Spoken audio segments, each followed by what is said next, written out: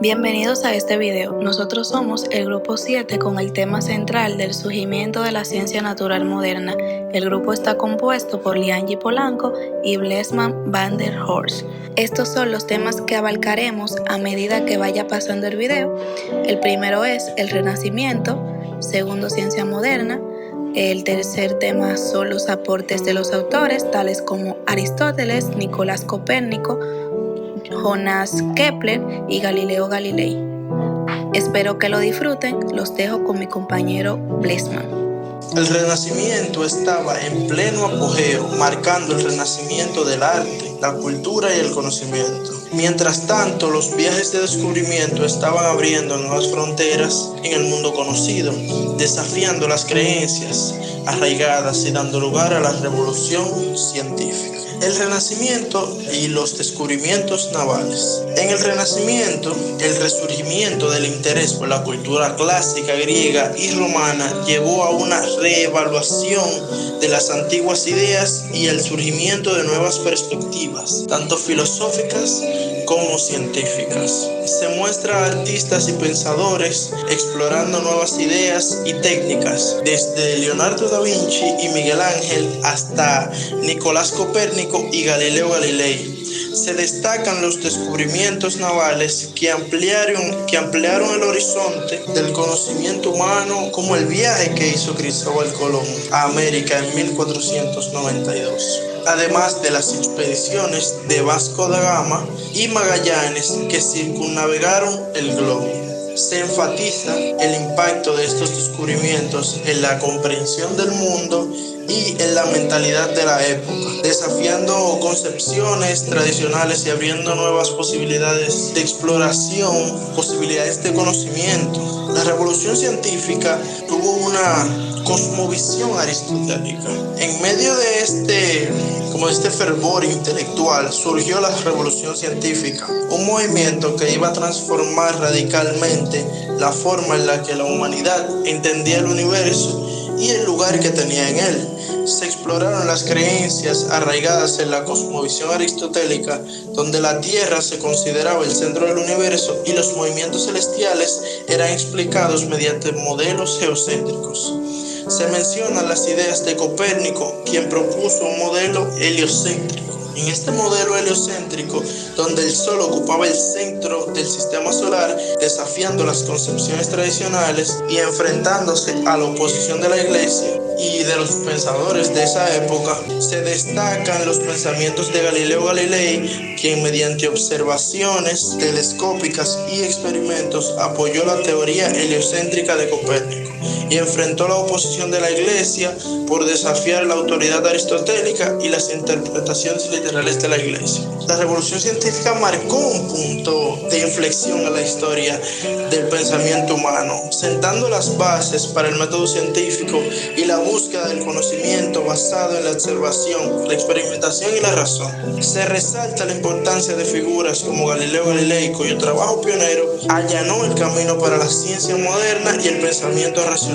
Se reflexiona sobre cómo los descubrimientos navales, el Renacimiento y la revolución científica transformaron las posibilidades de exploración y entendimiento.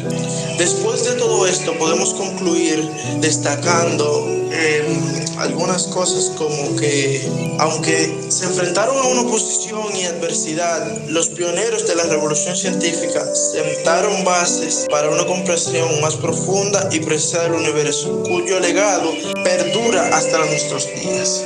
Pero, ¿qué es la ciencia moderna? Durante siglos la humanidad creyó que la Tierra era el centro del universo, una idea defendida por el gran filósofo griego Aristóteles. Pero en el Renacimiento, científicos como Copérnico, Kepler, Galileo y Newton cambiaron esa visión para siempre. Prepárate para un viaje por la revolución de la ciencia moderna. Empecemos con Aristóteles. Su teoría geocéntrica colocaba a la Tierra como centro inmóvil del universo, con el Sol, la Luna y los planetas girando a su alrededor. Esta idea perduró durante casi 2000 años.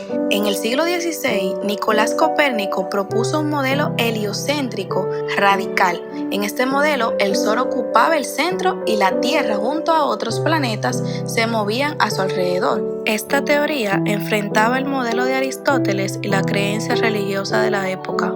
Siguiendo la idea de Copérnico, Kepler y sus leyes del movimiento planetario ayudaron a comprender cómo se movían los cuerpos celestes. Estas leyes establecen lo siguiente. Primera ley, ley de las órbitas elípticas.